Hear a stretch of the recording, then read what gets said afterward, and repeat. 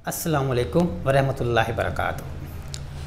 आज मैं फिर एक तारीख़ी वीडियो के साथ हाज़िर हुआ हूँ और आज की तारीख़ी वीडियो में हम फिर एक मुबारक और अजीम शख्सियत का तज़किरा करने जा रहे हैं, जिनके बारे में उलमा कराम और मौरख़ लिखते हैं कि आप इल्म की तह तक पहुँच गए थे।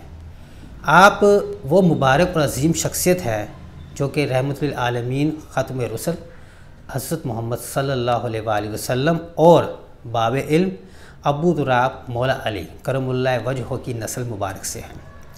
हाँ जी, वो अजीम शख्सियत जिनके बारे में मैं आज तज़किरा करने जा रहा हूँ और आपके साथ उनके बारे में कुछ मालूमात शेयर करने जा रहा हूँ, वो हैं हज़रत सैयदना इमाम मोहम्मद बाकर अलैहिस्सलाम। आज हम उनका तज़किरा करेंगे, उनके बारे में देखेंगे और उनके कुछ वाक़ियात और अक़वाल को आपके साथ शेयर करने जा रहा हूँ। आपका नाम मोहम्मद और वालिद का नाम अली बिन हुसैन रज़ी अल्लाह ताला अन्हो, जिन्हें ज़ैनुल आबिदीन भी कहा जाता है। आपकी वालिदा का नाम उम्मे अब्दुल्ला फ़ातिमा बिन्त हसन रज़ी अल्लाह ताला अन्हो। यानी कि ये आपको एक मुनफरद एज़ाज़ हासिल है कि आप वालिद की तरफ से हुसैनी सैयद और वालिदा मुबारका की तरफ से आप हसनी सैयद थे, और ये एज़ाज़ बहुत कम लोगों को हासिल है। अगर आपके नसब की बात की जाए तो उसको कुछ यूँ बयान किया जाता है, मोहम्मद जो आपका नाम था, मोहम्मद बिन अली बिन हुसैन बिन अली बिन अबी तालिब रिज़वानुल्लाह अजमईन। आपकी कुनियत अबू जाफ़र थी, यानी कि हज़रत सैयदना इमाम जाफ़र सादिक के आप वालिद साहब थे, इसलिए आपकी कुनियत उन्हीं के नाम से मशहूर थी। और आपके अलकाब हादी, शाकर और बाकर थे। ज़्यादा मशहूर और मारूफ़ जो आपका लक़ब हुआ वो बाकर हुआ, और इस कदर मारूफ़ हुआ कि नाम के साथ बाकायदा बोला जाता है। अक्सर व बेशतर जब भी आपका नाम बोला जाता है तो आपका नाम मोहम्मद बाकर अलैहिस्सलाम बोला जाता है। अब बाकर क्यों कहा जाता है, इसके बारे में रिवायात मिलती हैं कुछ हमें। दो रिवायात बहुत मशहूर हैं। तज़किरतुल ख्वाइश जो कि जिसमें इमाम इब्न जोज़ी रहमतुल्लाह अलैह दो रिवायत पेश करते हैं। पहली रिवायत में कहते हैं आपको बाकर कसरत सजदा की वजह से कहा जाता था। ज़्यादा सजदा करने की वजह से आपकी जो पेशानी मुबारक थी वो नहायत कुशादा और वसी हो गई थी, इसलिए आपको बाकर कहा जाता था। इसी तरह एक और रिवायत जो अहले सुन्नत और अहले तशरीह दोनों उलमा कराम में बाकसरत पाई जाती है, वो ये है कि आपको बाकर कसरत इल्म की वजह से कहा जाता था, और यही बात ज़्यादा मशहूर व मारूफ़ है। जैसे कि बहारुल अनवार में उमर बिन शमर से मनकूल है कि वो बयान करते हैं कि मैंने जाफ़र जाफ़ी से पूछा कि इमाम मोहम्मद को बाकर क्यों कहा जाता है, तो उन्होंने जवाब दिया इसलिए उन्होंने इल्म को फैलाया और इसकी नशर व अशात की, और आपकी ज़ात से इल्म की रोशनी हर तरफ फैल गई। इस बात में कोई शक नहीं। तमाम मसालिक के उलमा कराम इस बात पे मुत्तफ़िक हैं कि आपने इल्म को बढ़ाया, दर्स व तदरीस को परवान चढ़ाया। आप अपने वालिद मोहतरम हज़रत अली बिन हुसैन रज़ी अल्लाह ताला अन्हो की तरह आलिम भी थे और ज़ाहिद भी थे। इसलिए इमाम अबू हनीफ़ा, इमाम मालिक, इमाम शाफ़ी, इब्न शहाब ज़हरी जैसे कई उलमा कराम आपके से इल्म हासिल करते रहे। इसलिए कई उलमा कराम जैसे कि अल्लामा इब्न हजर मक्की, इलामा इब्न खलकान, इलामा ज़हबी, मोहम्मद बिन तलहा शाफ़ी, इब्न साद, इब्न शहाब ज़हरी, इमाम नसाई, ख्वाजा मोहम्मद पारसा जैसे बड़े बड़े उलमा कराम, बड़े बड़े जय्यद और मशहूर व मारूफ़ उलमा कराम अपनी तसनीफ़ में आपके गुण गाते हुए नज़र आते हैं। अगर आपके औलाद और ज़वाज के बारे में बात की जाए तो आपकी 4 बीवियों का तज़किरा मिलता है। इब्न साद, तिब्कात इब्न साद के मुताबिक आपके 5 बेटों और 2 बेटियों का ज़िक्र मिलता है, जिनके नाम ये थे जाफ़र, मोहम्मद, अब्दुल्ला, इब्राहीम, अली, ज़ैनब और उम्मे सलमा रिज़वानुल्लाह अजमईन। इसी तरह तारीख़ याकूबी के मुताबिक आपके बेटों के नाम जाफ़र, अब्दुल्ला, इब्राहीम, उबैदुल्ला और अली बताए जाते हैं, और बेटियां ज़ैनब और उम्मे सलमा ही बताई जाती हैं। और आपको साथ में यहाँ पर एक बात और शेयर करता जाऊँ कि हज़रत जाफ़र जो आपके बेटे थे मोहम्मद और अब्दुल्ला रिज़वानुल्लाह अजमईन, इनकी वालिदा मोहतरमा खलीफतुल मुस्लिमीन अमीरुल मोमिनीन हज़रत अबू बकर सिद्दीक़ रज़ी अल्लाह ताला अन्हु की नस्ल मुबारक से थी। यानी कि उनका नाम उम्मे फरवा बिन्त कासम बिन मोहम्मद बिन अबू बकर था। हाँ जी, इसके अलावा अब बात करते हैं आपकी विलादत के बारे में, तो आपकी विलादत के बारे में जो बात मुश्तरका मिलती है वो ये पता लगता है कि आप मदीनतुल मुनव्वरा में पैदा हुए, और दूसरी बात जो मुश्तरका मिलती है वो 57 हिजरी का साल मिलता है। लेकिन तारीख़ में अक्सर जगहों पर फ़र्क नज़र आता है, जैसे कि 3 सफ़र 57 हिजरी बरोज़ जुम्मा की रिवायत बताने वालों में मुफ्ती ग़ुलाम रसूल जमाती जो अपनी किताब 12 इमाम में लिखते हैं, इसी तरह इलामा इब्न शहर आशूब और बाकर मजलिसी ने भी इस 3 सफ़र की तारीख़ के साथ एक रिवायत पेश की हुई है। और इसी तरह जकम रजब की भी एक रिवायत मिलती है जिसको नजमुल हसन करारवी ने अपनी किताब 14 सितारों में अली हुसैन रिजवी और बाकर मजलिसी ने दी हुई है। और फिर एक रिवायत अलामा इब्न शहर आशूब की 3 रजब की भी मिलती है। मतलब आपकी पैदाइश की तारीख की 3 रिवायात मिलती हैं, 3 रजब, 3 सफ़र और यकम रजब। और लेकिन साल मुश्तरका है 57 हिजरी, और यानी कि आप वाक़या करबला से कोई 3 से 4 साल पहले पैदा हुए। वाक़या करबला में आप उस वक्त शामिल थे। अब बात की जाए आपकी वफ़ात की, तो उसमें भी कई मुख्तलिफ़ रवायात मिलती हैं। 114 हिजरी, 117 हिजरी या 118 हिजरी की रिवायत मिलती हैं। तारीख़ इब्न साद और तज़किरतुल ख्वाइस में इन 3 सालों की रिवायत मिलती हैं। तारीख़ याकूबी में बताया जाता है कि 118 हिजरी में बाउमर 58 साल आपकी वफ़ात हुई। लेकिन बाकी जो अहले तशरीह की किताबें हैं उनमें 114 हिजरी मुश्तरका मिलता है, जैसे कि अली हुसैन रिजवी, अलामा इब्न शहर आशूब, नजमुल हसन करारवी और बाकर मजलिसी अपनी तसनीफ़ में ये लोग 7 ज़िलहज 114 हिजरी बाउमर 57 साल तहरीर करते हैं। और आपका जाए मदफन आपके वालिद साहब की कब्र मुबारक के साथ बताया जाता है जन्नतुल बकी में। और इसी तरह कुछ जगहों पर यह भी तस्करा मिलता है कि आपकी वफ़ात नहीं हुई थी, आपकी शहादत हुई थी। इसके बारे में बताया जाता है कि हशाम बिन अब्दुल मुल्क जो उस वक्त बरसर इक़्तिदार था, उसने इब्राहीम बिन वलीद जो वाली मदीना था उसके हुक्म पर उसको हुक्म दिया और उसने आपको जहर दिलवाकर शहीद कर दिया। वल्लाह आलम क्या बेहतर है ये हम नहीं जानते, क्योंकि तारीख़ की बातें हैं, मुख्तलिफ़ रिवायत मिलती हैं जो मैंने आपसे डिस्कस कर दी, वफ़ात की भी और शहादत की भी। आपकी उम्र मुबारक में अगर देखा जाए कि कौन कौन हुक्मरान रहा है, तो सबसे पहले हज़रत सैयदना मुआविया रज़ियल्लाहु ताला अन्हु, उसके बाद यज़ीद लईन, फिर मुआविया बिन यज़ीद, मरवान बिन हकम, अब्दुल मुल्क बिन मरवान, वलीद बिन अब्दुल मुल्क, सुलेमान बिन अब्दुल मुल्क, हज़रत उमर बिन अब्दुल अज़ीज़ रज़ियल्लाहु ताला अन्हु, यज़ीद बिन अब्दुल मुल्क और हशाम बिन अब्दुल मुल्क बरसर इक़्तिदार रहते हैं। मतलब उनकी हुकूमत रहती है आपकी पैदाइश से लेकर वफ़ात तक।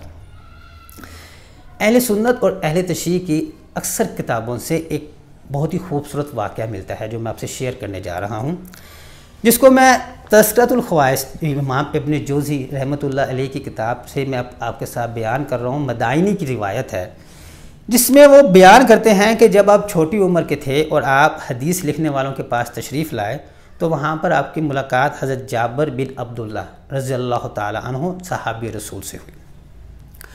आपसे जाबिर बिन अब्दुल्ला रज़ियल्लाहु ताला अन्हु ने आपको कहा कि रसूल पाक सल्लल्लाहु अलैहि वसल्लम ने आपको सलाम कहा था, तो मैं आपको वो सलाम पेश करता हूँ, और आपको गले से लगाया और आपको चूमा। बाद में लोगों ने पूछा ये क्या सिलसिला है हज़रत जाबिर से, तो उन्होंने कहा कि मैं एक दिन रसूल पाक सल्लल्लाहु अलैहि वसल्लम के पास बैठा था और हुसैन आपकी गोद में थे, इनसे आप प्यार और मोहब्बत फरमा रहे थे। बस आपने फरमाया, ए जाबिर, एक मौलूद पैदा होगा जिसका नाम अली है। जब क़यामत का दिन होगा तो एक मनादी करेगा कि सैयदुल आबिदीन खड़े हो जाएं, तो बस इसका बेटा यानी कि हज़रत हुसैन रज़ियल्लाहु ताला अन्हु का बेटा हज़रत ज़ैनुल आबिदीन खड़े हो जाएंगे, और फिर इन्हीं में से एक बेटा पैदा होगा जिसका नाम मोहम्मद होगा। ए जाबिर, अगर तेरी इससे मुलाकात हो जाए तो इन्हें मेरी तरफ से सलाम कहना। ये एक बहुत खूबसूरत वाक़या जो हमें अक्सर किताबों से मिलता है, कुछ में थोड़ा सा और भी तरह से मिलता है, लेकिन ये बात मुश्तरका है कि जाबिर बिन अब्दुल्ला रज़ियल्लाहु ताला अन्हु ने आपको रसूल पाक सल्लल्लाहु अलैहि वसल्लम का सलाम पहुँचाया था। बहरहाल अल्लामा इब्न कसीर अपनी तारीख़ की किताब में लिखते हैं, आपका तज़किरा इन अल्फाज में करते हैं कि आप जलीलुल क़दर ताबी हैं, बड़े मर्तबे वाले बुज़ुर्ग हैं। आपका नाम इस उम्मत के अशराफ में हमेशा एहतराम से लिया जाएगा। अब मैं बात करता हूँ आपके कुछ अक़वाल और वाक़ियात की और इरशादात की, जिनको हम सुनेंगे और इंशाअल्लाह हमारी कोशिश होगी कि हम उन पर अमल करके अपनी ज़िंदगी को कामयाब बना सकें। तारीख़ इब्न कसीर में एक रिवायत मिलती है, आपके कौल मिलता है कि आप रज़ी अल्लाह ताला अन्हु ने अपने बेटे को नसीहत करते हुए कहा कि बेटा हमेशा सुस्ती और उकताहट से बचो। क्यों? क्योंकि ये दोनों चीज़ें महरूमी की कुंजी हैं। जब तुम किसी काम में सुस्ती करोगे तो इस तरह तो इसका हक अदा ना कर सकोगे, और अगर किसी काम से उकता जाओगे तो कभी भी इस पर सब्र, हक पर सब्र ना कर सकोगे। इसी तरह तारीख़ इब्न कसीर में ही एक आपका और कौल मिलता है कि आप सैयदना इमाम मोहम्मद बाकर अलैहिस्सलाम फरमाते हैं कि इब्लीस को 1000 आबदों की मौत से ज़्यादा एक आलम की मौत महबूब है, एक आलम की मौत महबूब है, जो आपका कौल मिलता है। इसी तरह तज़किरतुल ख्वाइस में अबू नईम से एक रिवायत मिलती है कि आप सैयदना इमाम बाकर रज़ी अल्लाह ताला अन्हु ने फरमाया किसी शख्स के दिल में कुछ तकब्बर नहीं होता मगर कि जितना तकब्बर आता है, कम या ज़्यादा जितना भी आता है, उतनी ही उसकी अकल कम हो जाती है। और इसी तरह तज़किरतुल ख्वाइस में अबू नईम से एक रिवायत मिलती है कि आपने फरमाया कमीने का हथियार इसकी बदज़ुबानी है। देख लें आजकल जो बदज़बानी कर रहा है तो वो आपके कौल के मुताबिक कमीना ही है, और हकीकतन भी ऐसा ही है। बहरहाल बहारुल अनवार में एक रिवायत है जो कि किताबुल ज़ुहद से ली गई है, जिसमें सैयदना हज़रत इमाम जाफ़र सादिक रज़ी अल्लाह ताला अन्हु ने फरमाया कि मेरे वालिद मोहतरम ग़ुलामों को कभी किसी काम का हुक्म नहीं देते थे, बल्कि यूँ फरमाया करते थे कि जैसे तुम चाहो, और अगर कोई काम मुश्किल या भारी वाला होता तो आप उनके साथ शामिल होकर बिस्मिल्लाह कहकर काम में लग जाते, और अगर कोई काम सहल या आसान होता तो उनसे अलहदा रहते और काम उन्हीं पे छोड़ देते। देख लें किस कदर ग़ुलामों का ख्याल आपको था। वसाइलुल शिया में हज़रत इमाम बाकर रज़ी अल्लाह ताला अन्हु का एक कौल नकल है कि आप अलैहिस्सलाम ने फरमाया मोमन बुज़दिल, लालची और कंजूस नहीं होता। इसी तरह एक और कौल आपका मिलता है, आपने फरमाया कि खुदावंद आलम बाहिया और बुर्दबाद शख्स को दोस्त रखता है। तिब्कात इब्न साद में एक रिवायत मिलती है जाबिर से, ये जाबिर साहबी रसूल नहीं है, उनसे एक रिवायत मिलती है कि मैंने मोहम्मद बिन अली से कहा क्या आप अहले बैत में से कोई शख्स किसी गुनाह को शिर्क ख्याल करता है? तो उन्होंने कहा नहीं। मैंने पूछा क्या आप में से कोई अली की वापसी का कायल था? आपने कहा नहीं। तो मैंने कहा कि आप अहले बैत में से क्या कोई शख्स अबू बकर और उमर को गाली देता था? तो उन्होंने कहा नहीं, बल्कि हर एक ने उनसे दोस्ती की और उन दोनों के लिए दुआए मग़फ़रत की। ये उनका नज़रिया था शेखैन यानी कि हज़रत सैयदना अबू बकर सदीक़ और हज़रत उमर फ़ारूक रिज़वानुल्लाह अजमैन के बारे में। एक और रिवायत जिसको किताब 12 इमाम जिसके मुसन्नफ़ हैं मुफ्ती ग़ुलाम रसूल जमाती नक्शबंदी, वहाँ पर एक और रिवायत लिखी हुई है। वो कहते हैं कि सैयदना इमाम बाकर रज़ी अल्लाह ताला अन्हु से दरियाफ़त किया गया कि चांदी का दस्ता तलवार पर लगाना जायज़ है? तो आपने फरमाया बिल्कुल जायज़ है, बेशक अबू बकर सदीक़ की तलवार का दस्ता चांदी का था। रावी जो कि उर्वा थे, उन्होंने कहा क्या आप अबू बकर को सदीक़ कह रहे हैं? इमाम बाकर रज़ी अल्लाह ताला अन्हु ने फरमाया किबले की तरफ मुँह करके फरमाया हाँ वो सदीक़ हैं, बस जो इनको सदीक़ ना कहे अल्लाह ताला दुनिया और आखिरत में उसके कौल की तस्दीक ना फरमाएगा। ये मकाम और ये एजाज़ उनकी नज़रों में हासिल था, उनकी नज़रों में हज़रत अबू बकर सदीक़ रज़ी अल्लाह ताला अन्हु के लिए।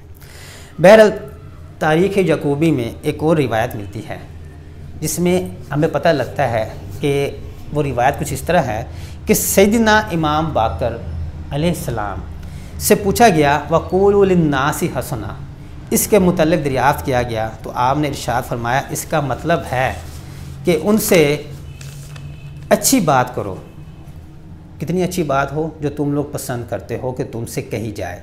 और फिर आपने फरमाया बिलाशुबा अल्लाह लानत करने वालों पर, गाली गलोच करने वालों पर, ऐब लगाने वालों पर, बहुत फहश को और बद कलामी करने वाले और पीछे पड़ के मांगने वालों से बुग़्ज़ रखता है।